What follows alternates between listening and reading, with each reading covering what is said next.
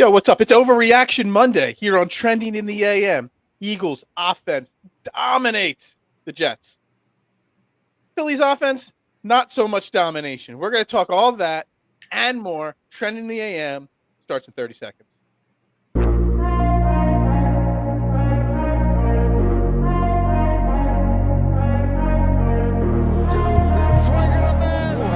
gets around in front. And Philadelphia has it.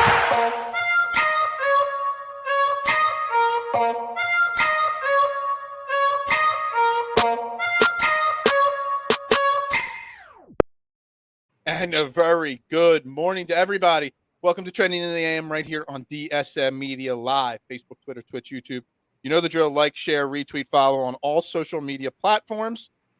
And if you want to get involved with the show, the best way to do that is on the DSM Media YouTube page. Just go over to YouTube, type in DSM Media or Trending in the AM, and that's where you want to watch the show. Hit the like button and hit the subscribe button there on YouTube. We greatly appreciate it. It helps us continue to grow the algorithm or whatever that is. It also helps us, continue to grow the brand as a whole. I'm your host, Phil Stifle, at Bearded Knowledge. Joining me today, we got Jason Voorhees at Mustang3651. It's Overreaction Monday. Coming off a big Eagles win, preseason win against the Jets, but nonetheless, it's a great opportunity to overreact. Good morning, Jason. How you doing today? Great, man. Back in the saddle with you and ready to go, man. Let's Back go. in the saddle. Let's go. With football on. That's the great thing. Like, this is the first time in how long that we get to actually talk football on a Monday morning. I love it. I am so excited to get to break down a football game and talk about the Eagles on a Monday morning. I mean, this is, we're going to talk Phillies. We're going to talk Sixers, all these other things always on this show. But when football season starts, man, how can you not get excited? I mean, I'm excited. Long time coming. It's been a long. Yeah. I mean, we've been building up for this all off season, and here we are. I mean, we've played our first. We've actually witnessed a preseason game. So there is literally zero chance I'm going to pump the brakes this morning, George. Just so you know, zero chance of me pumping the brakes this morning. All right, so it's going to be insufferable, George. So I am going to be insufferable today. Yes, I am. Look, Eagles lose to the Jets on Friday night. I don't even care what the final score. What was it, like 24-21? The score is meaningless. I don't even remember the score. Yeah, I don't really care about the score. All I care about is the first stringers and what the first stringers and the guys that are going to be playing every day or every week did. And it starts at the top, the biggest question mark of the season, Jalen Hurts. And we all said over and over again to hold on, to pump the brakes, to see it in game. Now, it was against the Jets. The Jets are not a good football team. But you can still take away from the game and see little glimpses. The Jets' defense isn't great, but Jalen Hurts looked damn crisp, damn good. He did a lot of things that people that criticize him say he's not good at. He checked down. His eyes moved around the field. He did scramble a bit, but he also had opportunities to scramble where instead he chose to throw the ball downfield. I mean, every box that we needed to check on Jalen Hurts this offseason about seeing, again, in a preseason game. But in my opinion, Overreaction Monday, Jalen Hurts checked every box off, and Jalen Hurts showed that there might be a chance that he is going to get better this year. Jason. Yeah, I mean, I was blown away by, what I witnessed. That, starting with the first play from scrimmage where he, rolls out and throws across his body. Like, that throw right there, that shows you it's not arm strength. Because if you don't have arm strength, you don't make that throw. You saying the first throw? How about it? We got it queued up right here, ready to go. Here is the first throw. He scrambled. Now, I'll back up real quick here. Obviously, Landon Dickerson was out of the game. Suapeta was playing guard.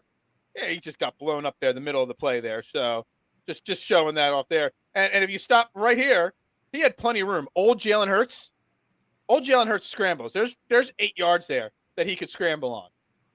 And he chose not to do it. He chose to throw the ball downfield.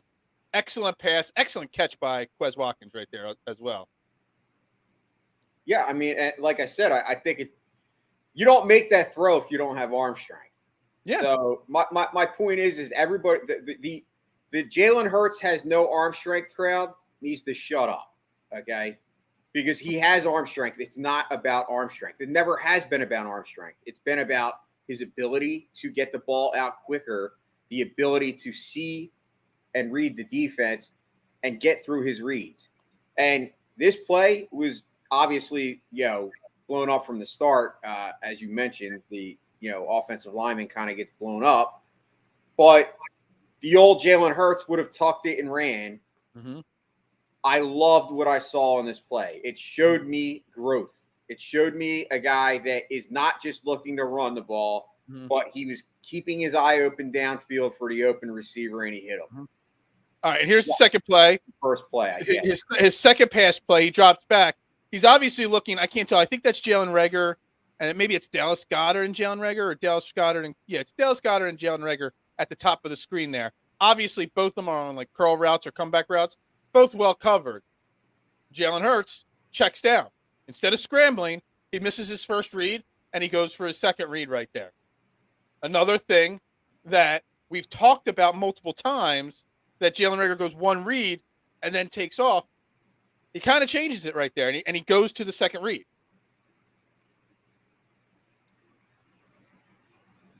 Are you there? I'm sorry. Yeah. Oh, I thought you were putting the next play up. So I mean, we've talked about the checkdowns, hitting the running backs. Obviously, that wasn't the original play, as you mentioned and showed. By the way, I love your breakdowns. You should do this for a living. It's another. All right. So this is the third pass play of his. We've got every one of his 6 passes right here, just so you know. Here's the next one. This is one. It was a quick pass right over the middle. Who is it there? Jack Stoll with a catch. Nothing fancy happened on that play. Just a basic. That was a quick play right there. This is the next play. Is this the Quez Watkins? Look at this. Look at all this space Quez Watkins got. Now, the way after he catches the ball and he runs with it, I'm not a fan. But when you got all these guys, Dallas Goedert, Devontae Smith. Well, Devontae Smith wasn't out there. A.J. Brown, Quez Watkins out there. Look at all the room that it opens up on the field. You know what I mean? Now, they crash quickly, and he does the backwards run thing, which I absolutely hate. Hate when a wide receiver does that. But, again, that's where the offense, when all these weapons now, opens up the field for other players. I believe this is the screenplay to Miles Sanders. Look at that. Look, I know. Look at this. Look at Cam Jurgens, man. Cam Jurgens had a hell of a game on Friday night, in that starting role at center. And look at him. He's got the plays down here. He's 10 yards down the field pushing his guy. That guy just was a beast on Friday night. I know. Wait. Hold on. Yeah. Go back to that. To what part? The Cam Jurgens part? No. I want to see the end there, Miles Sanders, because what I wanted to show is that Miles Sanders looks like he has a little bit of an edge at the point of attack. As you see, he runs over the guy. Right over that guy. Yeah. I mean that to me, that's something new. I haven't seen that from Miles Sanders in a long time. So all right, so this is the touchdown pass to Dallas Goedert, and it was a great throw, great catch. But I'm going to pause it a second because I want you to see a certain part of it here. So great throw from Jalen Hurts, touchdown, jumps in. But we're going to backtrack this a second here. I didn't time it just right. All right, we'll start at the beginning. I'm still getting good at this whole, showing clips and stuff like that. This is right here. This is what having A.J. Brown does. I paused it at a part where it's a little blurry. But you got 2 defenders around A.J. Brown in the end zone. So you got Dallas Goedert in single coverage. There's no safety or linebacker that can single cover Dallas Goedert. You're going to see this a lot this offseason where he is in a position where he's wide open. I mean, the A.J. Brown did not have a single target, I don't believe, let alone a catch in the game. And he still had an effect on the game. So I think there's a lot to be said there about that, about the importance of having A.J. Brown, and you saw it on that touchdown play there from to Dallas Goedert. Yeah, I mean, he has a big influence by with no numbers. I mean, not even a target, but he obviously Hurts is elite. George, come we on. love you. Come We're on. trying to have some fun. We got to have some fun and enjoy the fact that they played well. Hurts checked off some improvement boxes. Yes, it's 1 week. It's one preseason week. It's the Jets. One drive. Literally just one drive. But these plays are showing you that he has worked on his game and has worked to get him better. And he is better. So I don't think there's a single thing that we could talk about here that was there a single negative, Jason, from Jalen Hurts' performance? I mean, the eye test shows me definite improvement. I'm seeing it with my eyes. Like, I watched it live. Obviously, I didn't go to the game. I watched it Friday. Watching it live, right away, I noticed a little bit of a difference in Hurts in that he just seems a lot more confident back there. He's not wishy-washy. And he's making his decision a lot quicker. His decision-making. We've talked about that. How often on this show? That's realistically probably his biggest weakness. His lack of being able to read and go through the progressions quickly. Right. His inability to see open guys. He was able to do all that. Mm-hmm. Like, I don't understand how, I get it that people are going to just say, well, it was the Jets and it was one drive. Yes, that's true. They're all true. But in that one drive against the Jets, in a simulated real-life situation, a la preseason, Jalen Hurts had a perfect drive. I mean, he was 6 for 6. He didn't miss a pass. He hit a guy on that first play. Like I said, I keep going back to that, but that to me showed me two things. A, he didn't tuck it and run, and B, he hit a guy downfield where a lot of people say he doesn't have the arm strength to do that kind of stuff, and he did. So I don't know, like, what you can argue. Yeah. Other than so far, nobody is arguing at this point. Nobody's saying he didn't have a good game. Oh, I know, but I saw people on Twitter. Yeah. Look. Trying to. The only negative I could take from the game is the fear of him getting hurt because of the cheap shot that he took. Cheap shot. Out of bounds, that late hit. That is exactly the fear you have in preseason games. I mean, complete and cheap and blatant late hit out of bounds. How he popped up so quick. I mean, that just shows his overall toughness. And we'll take this off the screen for now. That shows his overall toughness right there. Absolutely. They was able to pop up from that hit and, and be okay. And I do want to address, Nick Sirianni, how fired up he was. And you could just read his lips. I don't have to say it. I know you all saw it. But what he was shouting to Robert Saleh across the sidelines, they were not good words. He was definitely really pissed off. And that could have been a big blow right there. If Jalen Hurts gets a bad concussion or gets hurt on that play, that could have been a really bad situation for this Eagles team. Because let's be honest, as great as the first string offense looked, and the defense, we'll get into the defense in a second, the second string and the third string, I mean, Gardner Minshew didn't really do anything to move the ball when he was out there. And Reed Sinnett, I won't lie. I mean, Carson Strong didn't get into the game at all, but Reed Sinnett, who's labeled as the third stringer, did nothing for me in that game. I mean, he really, really struggled, missed some passes. Gardner Minshew, just blah as can be for an offense. So the big point of us saying, that Jalen Hurts is the guy for us and other people saying it's a question mark, whatever. Well, he better be good enough for this year because you do not want to have to roll out Gardner Minshew or Reed Sinnett for a game this year because they showed, again, why they're second and third string guys and not stars in the NFL because they did absolutely nothing the rest of the game. Of course, there's always going to be those people that are clamoring for the backup. But Gardner Minshew, I mean, I think you and I both agree, he's a backup quarterback for a reason. I mean, yes, he did okay in Jacksonville, as a starter. But if you look at his overall body of work, I mean, he's a game manager. That's exactly what Gardner Minshew is. Could he come in a couple of games and help you out? Yes, he showed it last year. But he's not the answer, and I'm glad that I'm almost glad that he didn't have a good performance because I don't want to see that kind of stuff coming out. Oh my God, Gardner Minshew went 10 for 17 and had 200 yards and 2 touchdowns. Let's put him in because that would start happening in this town. And like I said, I think overall the first drive, there's nothing that you can really bitch about. As you said, maybe. We took a sigh of relief because of that cheap shot. I mean, I got nervous. I saw. I got super nervous when that hit. Yeah, I'm like, oh crap! And I was like saying at that point, get him out of there. And that play that's exactly what you don't need. And I know they got. I believe it's Cleveland this week. He's going to get another drive or two again this week. I really do believe that. But then there's no point for the third preseason game for him to be playing at all. If we see him one more drive this whole preseason, I'm perfectly fine with that. We talked about the second and third string.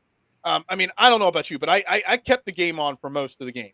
You know what I mean? I did try to pay attention to some of the guys. Zach Pascal had some really nice catches. I know I've been questioning Zach Pascal whether he'll make the roster or not, and people misunderstand that. It's not that I don't think he's good enough to make the roster. I just look at the money and the business side of things. And if you can't trade Jalen Reagor, and you have to cut somebody, maybe it's Pascal. But he had 2 really big catches in the game. Backup tight end. I know he was part of the team as a practice squatter a few years back. Noah Tagia. He made some really nice, tough, contested catches. Maybe he pushes for the third tight end spot if the other guy, Calcaterra, isn't ready because he's been hurt a lot. Maybe he goes on the practice squad, Calcaterra, and Tagia ends up, making the roster. That's a potential to me. Britton Covey didn't really do much, in my opinion. I know he got hurt, but that was it on the wide receivers. And I love that they gave Jason Huntley 16 of the 28 carries. I've always been a fan of Jason Huntley. Thought he had some potential. I think they're really running him to see if he could be the 4th running back on this team. Any of those guys stand out to you? Anything else? Stand out to you, those offensive players? Dallas Goedert, obviously, I know first team. I know you're talking about some lesser guys, but I think Dallas Goedert on that, drive showed that he is definitely primed for a big year. And a lot of it has to do with what you said. Like A.J. Brown just commands so much double team and so much attention that it opens up the rest of the field. And, we've talked about that on, I know you've talked about it yourself on your solo shows. We've talked about it together that everybody gets better because of A.J. Brown. Like everybody on the roster, skill positions, whether it's running back, receiver, tight end, and Dallas Goedert, I'm excited this year because I think he has potential. I know that, when we did our, predictions and I said that AJ would, hit 1,000 yards and Goddard wouldn't, but I wouldn't be surprised if that flip-flops. Like AJ Brown gets under 1,000 and Goddard actually gets over 1,000 because I just think he has that potential. You see it every time he kind of it's health with Dallas Goedert. Let's be honest, he's never played a full season yet. He needs to stay healthy. Availability is the key.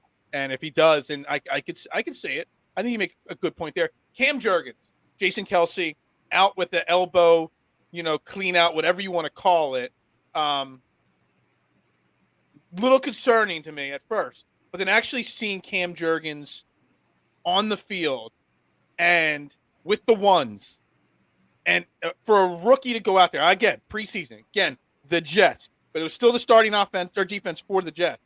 For Cam Jurgens in his first live action in the pros to go out there and be able to manhandle guys, know his blocking assignments, didn't commit any penalties, screenplays. A center on a screenplay could easily be an ineligible man downfield if they don't know their timing and stuff like that. Cam Jurgens looked like the real deal. We may actually have Jason Kelsey's replacement on this roster. And to me, all of a sudden, like, I know it was just one preseason game, but a weight's been lifted off my shoulders after seeing that first drive. And then he stayed out there for a while. I think he played almost the entire first half. A huge weight just lifted right off my shoulders by seeing the way Cam Jurgens and obviously, the hometown announce crew was all over, hyping up Cam Jurgens all, broadcast long. But man, Cam Jurgens, definitely the real deal. Well, I think the one big thing that I haven't heard a ton of people mentioning is the fact that Cam Jurgens has to go up against Jorden Davis in practice every game. Like, think about that. And I know we're going to get to the defense, but I just keep going back to that picture in my mind that I saw on Twitter of the still shot of Jorden Davis on one play, and there's 3 offensive linemen who are huge, by the way, and they look like little pancakes compared to Jorden Davis. And that to me just shows you the size of this guy. And so imagine that going up against that every day at practice. That's going to only make you better. I hate to say I told you so, but I wasn't worried about Cam Jurgens. I know you were a little worried about the injury. Well, I wasn't worried about Cam Jurgens. I was worried about Kelsey. I'm worried about whether Cam Jurgens would be ready if that came up. But it obviously showed. And that was that he was ready because I don't think Jason Kelsey goes out and picks this guy handpicked, and you have Jeff Stoutland.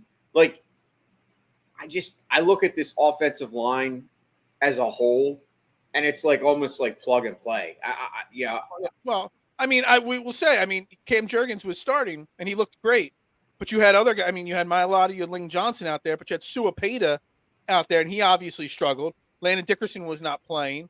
So there was that aspect of it where it wasn't as perfect. But see, that's the point there. Cam Jurgens didn't have Landon Dickerson next to him, and he was still able to manage that. I mean, it was just one play that Opeta got blown up on, the first play of the game. But he was able to manage that offensive line and keep them all on the same page for that opening drive or two. So, there's plug and play, but also, just being ready and being able to manage a line as a kid. I mean, he's a kid. I mean, he's a rookie.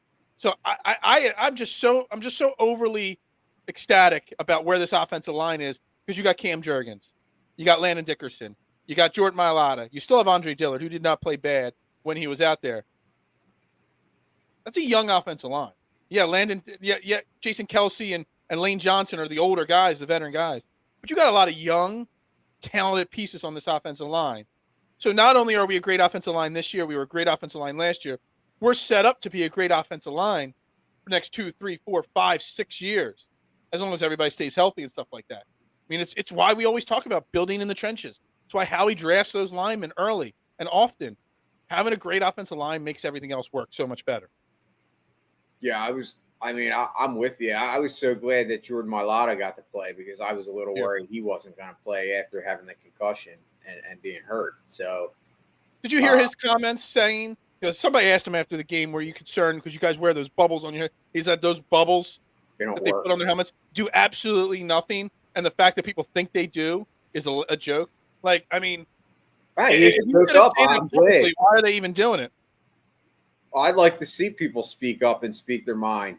I mean, you would think in this day and age, a better helmet would be able to be created that, I know it's like 300-pound men just charging at each other. Yeah. Yeah. I know. I was not a big Howie Roseman fan for a while, but I'm learning. I'm growing. I'm evolving my theories and my thoughts on these people. Dude, I'm with you. I mean, I was the biggest Fire Howie guy out there. I mean, I've done a 360. I can't help it. I admit I was wrong. Aren't you confused at why they haven't made better helmets that eliminate concussions, or at least help lower the level? At this point, with the way technology is these days, that they'd be able to develop something better. There has to be something, and I guess they thought that this was the answer, but obviously it's not. When you have 3 guys that had concussions on your team from it. I just mean the regular helmet itself. Let's move to the defense a little bit here. First string, obviously, Kazir White, big interception. Zach Wilson is not a star quarterback or anything like that they were going against. Jordan Davis, we mentioned him. What did you notice on the defense? To me, it's Nakobe Dean and Jordan Davis. They're the real deal. Kazir White, going to be the most underrated or underappreciated offseason move. The guy's got definite skill, obviously. Thoughts on the defense? Yeah, I mean, I know that it's the cliche thing, or everyone's talking about it. But listen, when you see what you see, you got to talk about it. And the Jordan Davis, Nakobe Dean combo, that factor is going to be huge this year. I mean, whether Nakobe Dean actually starts all the time remains to be seen. And at this point, I don't even care if he starts. If he makes plays like he made in that game, where he kind of Jordan Davis started it and he kind of just finishes it off like that. You're going to see a ton of that this year, and that's how it was with them in college. I mean, they were basically attached at the hip, and they know each other's tendencies. Mm-hmm. You can't discount that when it comes to the fact that they drafted these two guys. I realistically think, I mean, Jordan Davis, I couldn't have been more wrong about the guy. Mm-hmm. When they first drafted him, I remember we were in this position right here on the show. We were live. They drafted him. My instinct right away was I was just a sigh. What the fuck? Why did they draft him? Dude, I could not have been more wrong. I'm watching this guy, and the more I see and the more I hear about him, I'm like, this guy could be the defensive rookie of the year this year. That's how good this guy is. He honestly, he's better than what we thought. We were told that he was just a run stopper, this run stopping defensive tackle. Dude, I saw a guy that reminds me. I'm trying to think of a comparison. It's hard for me because I don't think I could compare him to Warren Sapp. Warren Sapp was a Hall of Famer, but I see that comparison. Wow. That's bold. That's an overreaction statement. And that's okay. That's what the show's about. So Warren Sapp. Now that right there is an overreaction. Dude, I didn't want to do it, but I'm telling you, I see a guy that is hungry, that commands the whole. Well, it takes a lot of food to keep his hunger under control because he's a big man. He commands the whole offensive line. Nobody can stop this guy. That one play where he went in for this, where he's rushing the passer, and then they threw the ball, and then he chased down the. Yes, I know what play you're talking about. Yeah. I mean, wow. The motor. To be able to have that speed at that body size is insane, dude. Jerome Brown was that fast, and Jerome Brown was 290 pounds. This guy's 360 or whatever he is.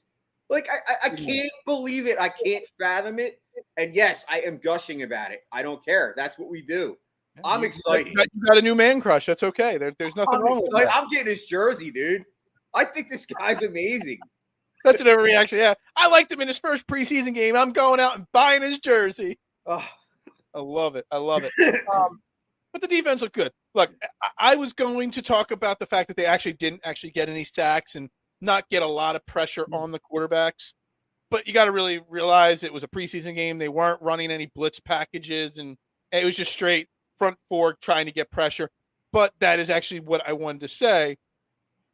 They didn't run many 3-4s or 2-5s or anything like that. It was straight a 4-3 defense the entire time. And I know you don't want to show too much on defense in a preseason game, but I thought we would see more of a rotating base package, whether it was 4-3, 3-4, 5-2, whatever it may be. And we pretty much just saw the 4-3 the entire game. Do you think that was by design, or do you think that we just kind of overanalyze the fact that we'd be having all these different base packages?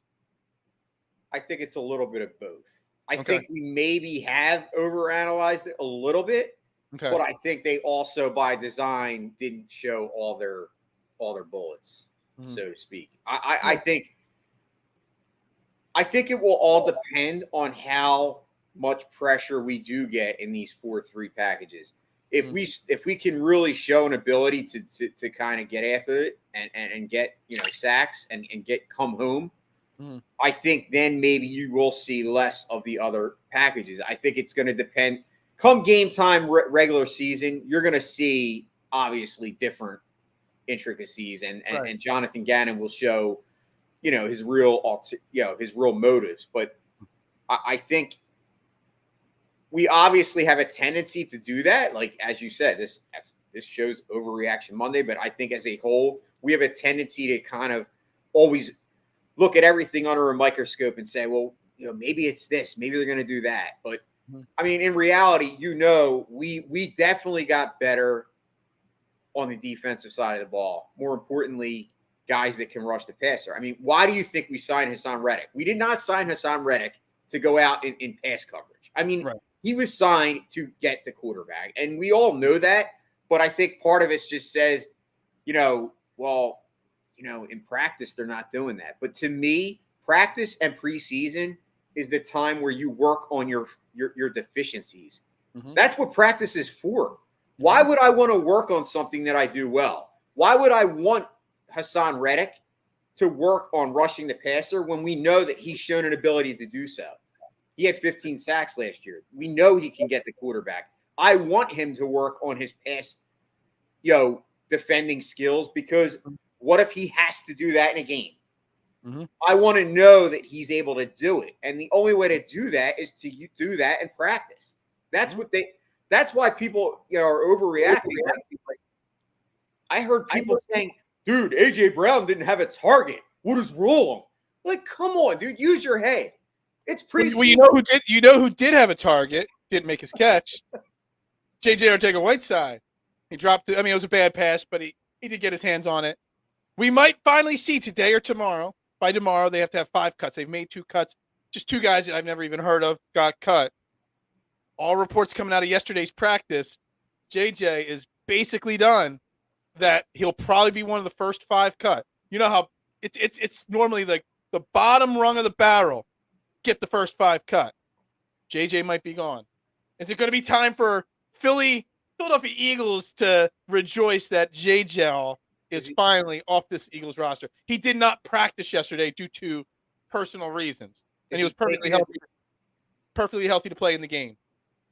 Is he taking his umbrella with him? I hope so. I hope so. Hopefully his mom doesn't stay. Maybe his mom goes with him too. Hey, I feel bad for JJ.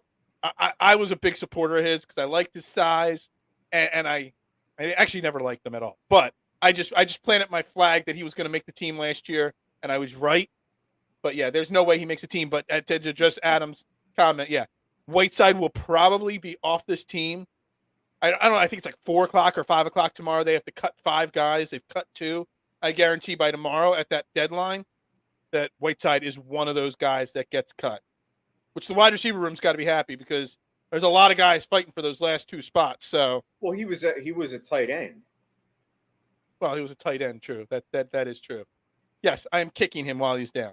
Guys, come on. It's okay. Yeah, I'm kicking him. Come on now. I've supported the guy a lot. I'm allowed to get 1 or 2 jokes in. Listen, J-Jaw. Everyone else makes a joke. I could get a joke in. Unfortunately, J-Jaw is a product of those late night viewing parties that Howie Roseman was having of Jeffrey Lurie, West Coast, college football. And do you think J-Jaw would have had a better career either in Philly or elsewhere if he was drafted, say, in the 4th or 5th round? Because obviously, looking at him now, he shouldn't have been in the 2nd round. And a lot of players, when they get drafted at a certain point, Jalen Reagor, one of them, there's more pressure on you. J-Jaw, where he was drafted, the fact that, what's his name, Seattle's wide receiver, DK Metcalf, went right after him. All that pressure, combined. If he goes, say even in Philly, say he's drafted by Howie Roseman same year in the 4th or 5th round and is given time. Like, do we bash Howie Roseman for the Jonathan Hightower selection? No, we're all willing to keep stashing him on the practice squad, see if he can learn and grow, et cetera, et cetera. How much better could a J-Jaw been if he was given the opportunity to develop and not have that 2nd round? Why? Because honestly, a lot of second-round wide receivers make contributions pretty much easily or immediately. So, I think it's kind of a shame. Devontae Adams was a second rounder. Right. I mean, Cooper Kupp was a third rounder. I mean, listen, a lot of the great I think a lot of times we have revisionist history. Like we want to just believe that every wide receiver that's drafted in the first round is a superstar, and that's not true. Justin Jefferson was kind of set a precedence. He was like obviously broke every record when he came out. He was the first rounder, but he wasn't the first pick off the board. He was the third wide receiver that year. Remember, it was Henry Ruggs, CeeDee Lamb, Justin Jefferson. But that draft also had T. Higgins. Mm-hmm. I mean, you could go down the line. Darnell Mooney. Like, you have all these guys that are really good wide receivers. The thing is there's more wide receivers become a huge thing in college. Like, it's becoming bigger. Guys are better athletes. You're seeing better wide receivers. But if you look back at the history of the NFL drafts, most of your superstar guys that end up being superstar wide receivers aren't the guys that were drafted first. They're later round guys. Like I said, Devontae Adams. You could go down the line. Cooper Kupp. I know Julio Jones was drafted high, but I don't think Julio Jones was actually the first wide receiver that year drafted. Like, a lot of times it takes time for wide receivers to develop. And you're right. I think if J-Jaw was drafted, say the 5th or 6th round, he probably would have been I'm not saying he would have been a contributing factor, but I think the stress level and the amount of pressure that's put on a guy at drafted, say, 2, as opposed to a guy that's 5th or 6th round, is huge for that mental aspect of the game. And I think J-Jaw and Reg are both. I don't think it's that they necessarily don't have skill. I think it's mental with them. It's all mental. And that's why they have never been able to put together anything that looks like, worthy of making this team.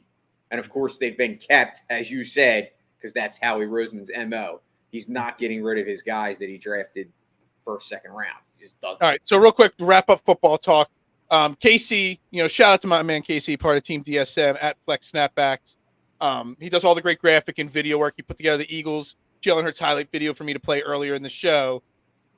This is listed as the preseason week 2. This was my before preseason top 10 NFL power rankings, and it really can't change in the preseason unless there's a massive injury or something like that. But I've got the Eagles at this point, as the 9th best team in the NFL. Do I have them, Jason, too low, too high, or is that about right on my power rankings as of this point?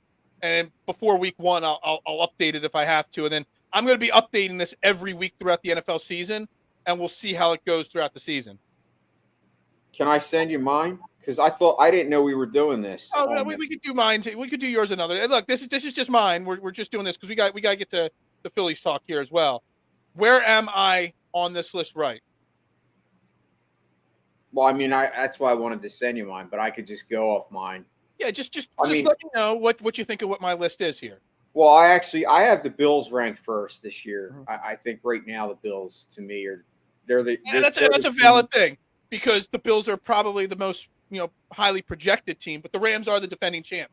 So going into the season, I always put no matter what, unless say like Matthew Stafford retired, I would always have the defending champs as the number 1 team going into the season. And so that's fair. I guess my thought process behind it is Matt Stafford has an injury right now, and I know that it's still preseason, but to me, anytime you hear a quarterback and a injury on the arm, it's kind of concerning. He's had that before, though, as well. That's fine, but I still think the Bills are better. I think the Bills are going to win the Super Bowl. That's just my opinion. Right. So really, I'm not looking at the whole list. I just want to talk Eagles. I have the Chiefs. I have the Chiefs third. I think you have Tampa Bay a little too high. I think Tampa Bay is going to take a step back. They lost Gronk. I don't think they've lost. They have a lot of injuries on the offensive line. I just don't think Tampa's as good. I'm not saying they're not worthy of being a top 10, but I think they slip a little bit. I have the Bengals ranked above them, and I also have the Packers. I think the Packers, I know they lost Devontae Adams, and everyone's making like this big stink, like as if Aaron Rodgers didn't do it before Devontae Adams. Aaron Rodgers is still, to me, the best quarterback in the league. I mean, until proven otherwise. The guy is just a superstar. So I think the Packers have a great defense too. And I think the Eagles you have right there, I have them at 10th. And you have them 9th. So I think the Eagles definitely make the top 10 right now. Could go even higher. I mean, obviously, I've talked about it before. I think the Eagles could end up being the third best team ahead of the Packers in the NFC. I'm not concerned about the Rams and Matthew Stafford's arm like you are, but I think this is a pretty fair way to draw up, and I had to put the Ravens number 10 there. The only team that I have in my top 10 that you don't, and I guess it's a flip-flop, is I have the Niners. I'm not buying Trey Lance till I see him on the field doing it. All right, we're going to take this down off the screen. We're gonna transition to baseball here for the last 15 minutes. But before we do, I got to do another shared screen here because this is hilarious, Jason. And I'd rather run out of time on Phillies talk than not get to play this video. I literally just saw this right before we went live on the air. Okay, and I don't know if you saw this video, but let me make sure it's muted here so it doesn't mess it up. All right. Watch this video here. I mentioned the food at the ballpark, and sure enough, our crew Oh, gets a shot of the hot dog. Oh, no! that poor kid. He's like, oh, damn. Oh, the horror of the humanity. Am I awful for laughing at this kid? Our crew gets a shot of the hot dog. Oh, no! Oh, no! Oh, no! And then he does this. Oh, the horror of the humanity. Am I awful for laughing? I mentioned the food at the ballpark, and sure enough, our crew gets a shot of the hot dog. Tell me this guy also doesn't look like Chris Christie a little bit there. Oh. Former New Jersey governor or whatever. I don't think you're awful. I think it is. I mentioned the food at the ballpark. Oh, this is not funny. And all right, let me see if I can unmute this. I don't know if this is going to echo or anything like that. You got to listen to the announcers announce this I here. mentioned the food at the ballpark, and sure enough, our crew gets a shot of the hot dog. Oh, no! Oh, no! Oh, no! Oh, the horror of the humanity. The humanity! Hilarious. I loved it. Sorry, I had to make sure I squeezed that video highlight into the show somewhere. Come on. There's nothing better as a kid. You go to the ball game, you have a hot dog, and to think that was like a $37 hot dog probably, and his dad is probably like, damn, now I got to go buy another one. There's another mortgage I got to take out on my house. Sorry, it's just awful. Anyway, are rotten, Bill. You are rotten to the core. Not rotten. I laugh at other people's misfortunes. Big Ed checking it. I said it before. This lineup should never be shut out, and Castellanos looks like he could care less if he gets a hit with anyone on base. Yes, the Phillies, they dropped 2 of 3 this weekend. They fall to the 3rd wild card spot. They dropped 2 of 3 to the Mets. Scherzer, DeGrom, and Bassett. I mean, I don't know what the Philly fan base, because I know everybody's jumping ship. Everybody's ready to panic and freak out over this 2 out of 3 losses this weekend to the Mets. But let's be honest. We went up against Jacob DeGrom, Max Scherzer, and what's Bassett's first name? I don't even know off the top of my head. Sorry. Chris Bassett. What did they expect? I know scoring 2 runs in one game and getting shut out the other 2 is not ideal. But there's a reason why the Mets have one of the best records in baseball.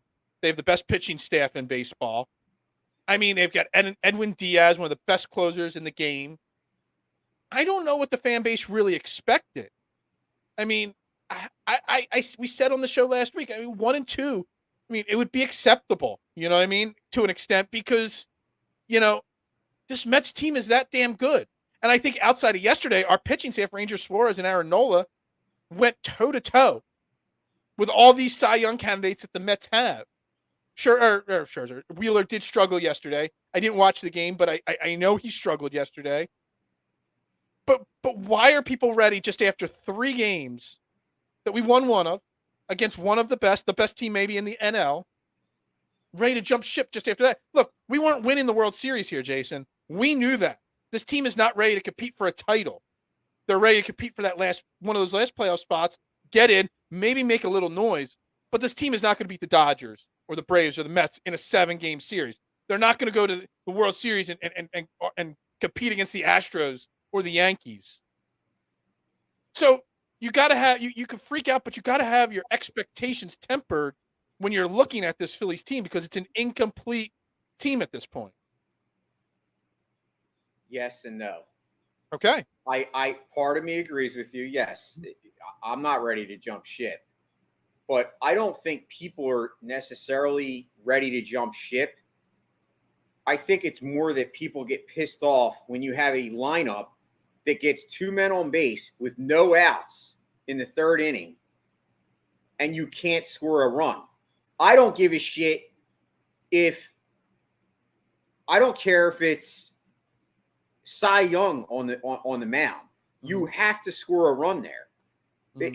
And that inability to score a run has nothing to do with how good the Mets pitching staff is. It has everything to do with how bad the Phillies are with plate discipline and situational hitting. And well, why can't you say the complete opposite?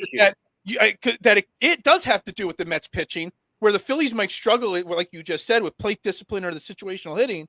Well, the Mets pitchers are just that damn good. I disagree. Chris Bassett is good, but Chris Bassett's not Jake DeGrom. You should have scored a run there. It's unacceptable to not play the game the right way. And in those moments, I look at the Mets as a litmus test. You're right. We're not a World Series team.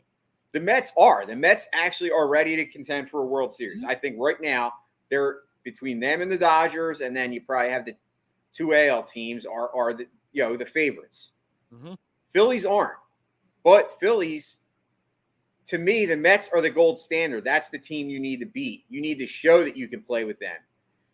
You have not been able to beat the Mets. I think they're 4-12 against them this year so far.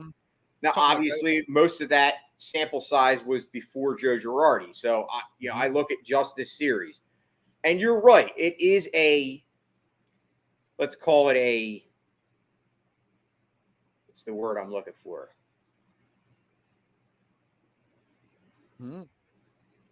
Look, the way I look, what I'm saying is, to go 1-2, and have. I want to backtrack. Let's backtrack for a second.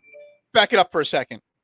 If we would have said on Friday morning on this show the Phillies were going to go 1-2, they were going to lose to DeGrom and Scherzer and win against Bassett, then everybody, if they lost 1-0, 2-0 against those first 2 games, and then won yesterday instead, whatever, make up a random score, then we would have said, I think people's opinions would have changed a little bit.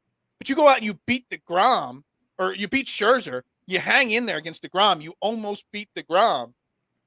I still think you could take the positives out of it. I don't care that they only scored 2 runs. This was going to be an October, pitching duel kind of weekend. The fact that Ranger Suarez was able to go out there and match Max Scherzer pitch for pitch, inning for inning, and come away. I think it was Dylan was on a show a couple weeks ago after the trade deadline saying Ranger Suarez is going to be our 3rd starter come playoff time. And he proved in that game against the Mets that he's got that potential. So I still think the only negative you take out of the entire weekend is not the offense to me. It's the fact that Wheeler came up small in a big moment. See, I disagree. And I kind of feel like I jinxed him by talking about how underrated and underappreciated Zach Wheeler was. So I kind of feel like it was my fault that I jinxed him a little bit there. It wouldn't have mattered if Zach Wheeler had a great game because the Phillies offense sucked. Nick Castellanos is back to his old ways. Okay, let's be real here, Phil. Call an ace an ace, call a spade a spade. I get what you're trying to say, that yes, they went up against the Mets, but it's once again, it's like the inconsistency of this team as a whole, where they win 3 games and they put up crooked numbers. They have a huge win against the Marlins.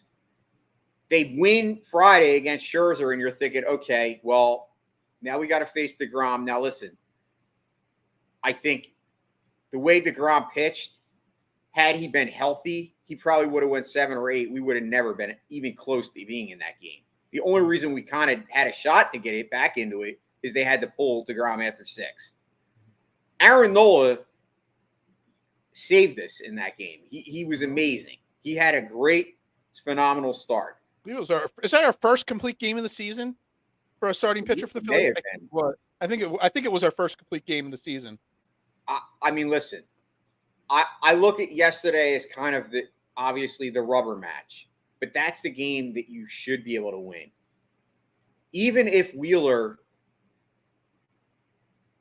was Wheeler, you were not in that game because, as I said, that third inning when you had 2 men on and no outs and you are not able to get 1 run, that to me is unacceptable. It's unacceptable for any team going up against any pitching staff. You were able to get the 2 guys on, so why can't you get a run in? You can't get a sac fly. You can't do any of the things that small ball teams do. You can't do anything to try to get that extra momentum.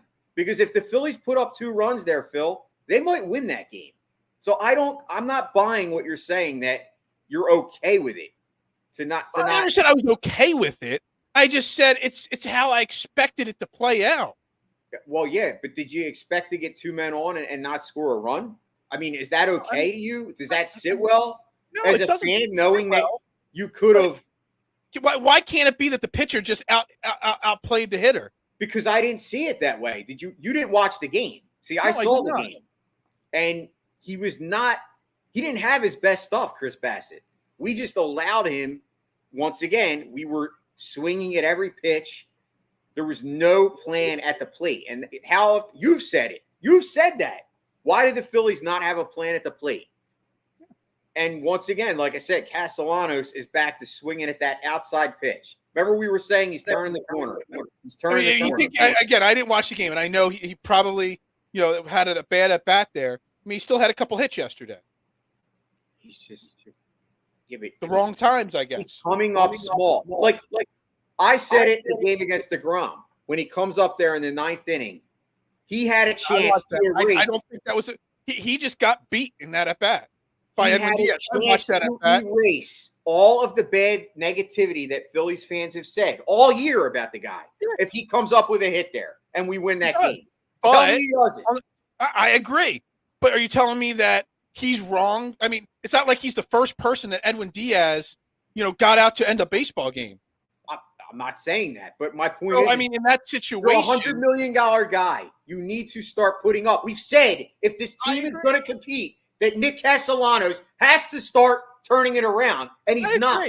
But I'm just saying, it's one thing if this would have happened against Cincinnati, but we're talking about it against the Mets. I'm not making excuses for them. I set my bar higher, though. Well, but that's the problem. That your bar is set too high. This team is not ready to be on the same level of the Mets. The Mets have elite players and pitchers and batters all around their lineup and their team. The Phillies don't. Yeah, James, I know. Look, I don't blame. Maybe there was one at bat yesterday that Castellanos had a bad at bat. I don't know, but I do not blame him like everybody else does for striking out to end the game against Edwin Diaz. I just don't. He's the best closer in baseball. His job is to strike guys out. You said it on Friday. He hasn't had a big hit this season. He hasn't had a big hit this season. That would have been the time. That's what I'm talking about. First game or something. He had a big first week of the season. Yeah, I know. Listen, I'm talking about guys that come to play, that make plays. I remember those 08 to 2012 teams. How every day it was somebody making a play. Jimmy Rollins, Chase Utley. Where is that player? Well, I know where he is. It's Bryce Harper, and he's not here right now. I'm sure Bryce Harper might have had a chance of striking out against Bryce Harper make a difference in this series? Kyle Schwarber makes a difference in this series as well. Not having Kyle Schwarber in the lineup makes a difference.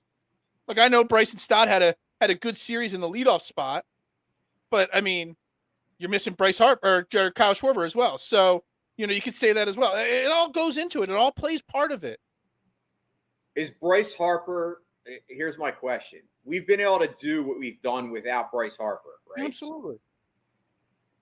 Is Bryce Harper still that important to our team where he could actually make us go from just a potential wild card team to actually competing? or is he not that good? Is he not? Does he not make that much of a difference? Oh, he definitely makes a difference. Obviously. How much of a difference is what I'm asking? I mean, he himself, he's the reigning MVP of the league. He would have probably been in contention for MVP again this year if he would have stayed healthy, if he wouldn't have gotten that injury. So obviously he makes a difference, but it's still not going to make it. You're trying to say that if Nick Castellanos wasn't up against Edwin Diaz, that Bryce Harper was instead, that all of a sudden, Edwin Diaz isn't going to get a strikeout. I mean, he is paid to be the best closer in baseball. Well, he's not paid that much. He's going to get paid this offseason to be the best closer in baseball. I mean, and best closers in baseball get beat by good hitters. Sometimes, yeah. But the best closers in baseball, 9 times out of 10, are locking down the 9th inning. That's why they're the best closers in baseball. I get it. I guess maybe you're looking at it from a perspective that we went up against a buzzsaw and we just got beat. I'm looking at a perspective as, to me, this was a litmus test. This was the chance and they failed the litmus test to prove where they could actually compete with the Mets. Since we all said that this is a different team than the one that faced the Mets back in May. But it was a different team, same result. We still lost. We did. So I don't know. I'm just annoyed. You're right. I mean, it's really going to come down to, we'll see this week. We got Cincinnati for the next 3 games on the road. If the Phillies are at least decent enough, they'll be able to rebound from this 1-2 weekend and beat the Reds. I mean, obviously, they have to come out and win 2 out of 3, if not all 3 of these games against the Reds. There's no doubt about that. But we'll see. Before we get off the air, I mean, we only got a couple minutes left, but I feel like we have to address one other baseball topic, Fernando Tatis, and his 80-game suspension for taking a medicine for ringworm. Obviously, took some kind of illegal substances. This guy has just been given everything because of his talent, and he's so young and has made so many mistakes already. Dude, is this going to be something, Jason, you think that's just going to be a constant problem in Fernando Tatis' career, or is this just strictly an immature kind of thing here for Fernando Tatis? It's a good question.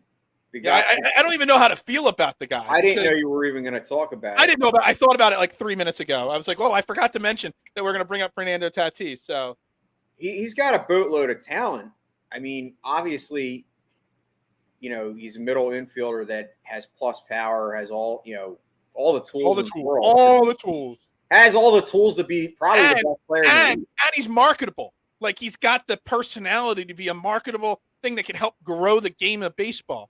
Yet, if you're even baseball, would you even want to use him to market the game? You know what I mean? Because he's obviously a super immature guy. You got to be wondering what's going through the mind of San Diego's owner after he goes out and trades for Soto. Mm-hmm. Thinking that he's going to have Soto, Tatis, and Machado down the stretch, and now you don't have Tatis. Now, don't get me wrong; they're still good. You got Soto and Machado, but yeah, I mean, I think obviously it's bad for Tatis. It's bad for baseball. He's cover child. I think it's immaturity. Yes, I agree. I think it's also stupidity. I mean, to not know what you're putting in your body, and I hate that excuse from players. Oh, I always do. Yeah, they got to know what they're putting into their bodies. I mean, you're making millions of dollars. You can't pay somebody that's like a nutritionist to tell you, like, I don't know. I just think, I mean, do I think it's going to derail his career? No, but do I think it could hamper him from becoming one of the best in the game? Yeah, I do. I think it could stunt he signed, what was he? He was 23 now. I don't know if he was 23 still when he signed that 14-year, $200 or $300+ million contract. It could give some teams pause, giving these big contracts out before they're too old. But it goes back to a story of me listening to Alex Rodriguez when he talked about after his career was over. He was asked, very candidly answered, why he took steroids. And he said, look, I was 24, 25 years old. I was given $250 million, and I struggled a little bit. The pressures of living up to that contract as a young child really, really affected him. And I wonder if the pressure of having a $300+ million contract handed to a 23-year-old kid got to him a little bit. And he's like, look, I got to be even better than better. And, hey, he might say it was for a ringworm. I don't know. I don't buy those kind of excuses. You know what I mean? Who was it Manny Ramirez that was taking like female hormones? I don't know. People have used some really weird excuses in the past. And rather than just come out and say, yeah, I screwed up. The pressure got to me. I tried to get an advantage, whatever. And I always respected after his career was over, A-Rod on how he at least admitted to why and the real reason. And maybe that's what's wrong with Fernando Tatis. 23 years old, I got $300 million in the bank. That's a lot of pressure to live up to. Even in San Diego, which is a pretty quiet, safe sports city. I mean, you're spot on. I don't think you can look at it any other way. I think, I mean, listen, I'm not going to sit here and criticize. I mean, where I stand. I don't believe that the guys that were, obviously steroid users shouldn't be in the Hall of Fame. I mean, I think Mark McGwire belongs there. I think they all belong there. Barry Bonds. But in the same token, obviously it's illegal, and obviously it's not something that the league, stands for. And I don't condone it. I don't condone players just going out and doing it. Mm-hmm. But I'm not going to hold a grudge against Tatis and just say, oh, he sucks, or I hope he has a shitty career. Like, no, I mean, I think he got caught. Is he the only one doing it? Let's be real here. Yeah, how many other guys in the league? There's people out there that want steroids to be legalized because it makes baseball more fun. Real quick, I just want to end it with this. Real quick answer on this. The contract. There's a lot of people out there saying that the Padres should void the contract. They should ask for money back, whatever. I almost feel like the Padres, they shouldn't void the contract, but they should be able to sit down with Fernando Tatis and the businessman in me saying this, be able to say, yo, you screwed up. We got 12 more years of you here, but we're going to put a new clause, an addendum into your contract that if you screw up like this again, not only is your contract void, but you owe us some of this back or something like that. Kind of like a tough love, like a punishment. You can't void the contract because somebody else will pick them up and pay them, obviously, that money. But you kind of almost have to put you're skating on thin ice here. You know what I mean? That. You can't screw up again. I don't know what the right answer there is, but you got to put something in there to let him know that he's going to be held accountable for these kind of mistakes. You should be an agent. I think I actually have thought about how much fun that would be, dude. Like, no, but great idea. If I was an agent, I'd be negotiating against that.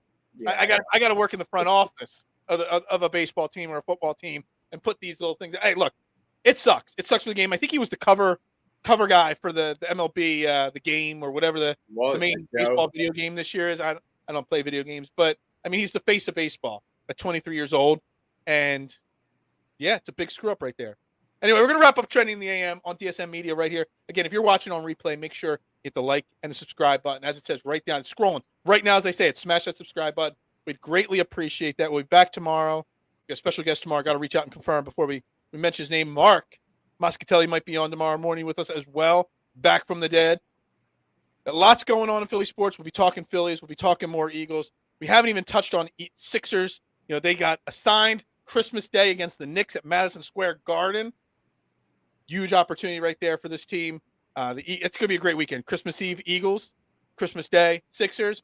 That's going to be a fun Christmas, holiday right there for us Philly fans. Everybody have a great weekend. Yeah, agent making pizzas. Yeah, that's right. Anyway, everybody have a great day. We'll be back tomorrow morning on Training the AM right here. Everybody have a great day and fly Eagles fly.